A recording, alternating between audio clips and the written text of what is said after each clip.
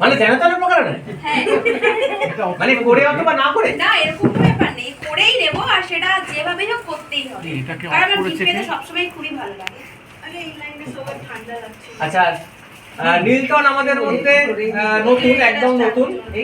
নীলটনের কেমন লাগে? আমার গিফট পেয়ে খুব ভালো লাগছে। আমি নতুন গিফট পেয়েছি, এটাই আমার কাছে খুব, যে আরো পেতে আমি মানে চেষ্টা করছি আরো যাতে বড় গিফট পেতে পারি, তার শেখার জন্য করতে পারি।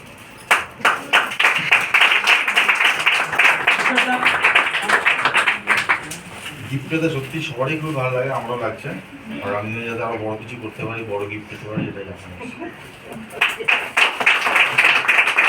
অমিতা,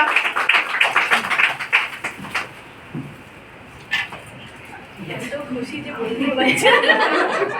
কিছু না বলতে বলে বলো গিফটটা আমার। অমিতা, ওই লজ্জা পাচ্ছে, আমি একটু যাবার চলে ঢুকি। অ্যাকচুয়ালি চেষ্টা করব এরপর যাতে আরো বড় অ্যাচিভমেন্ট করতে পারি, আরো স্পেশাল কিছু গিফট পেতে পারি। ঠিক, আমি গেস করছিলাম এরকম কিছু একটা বলবে। এবারে আমি একটু অমিতা সম্পর্কেও বলি।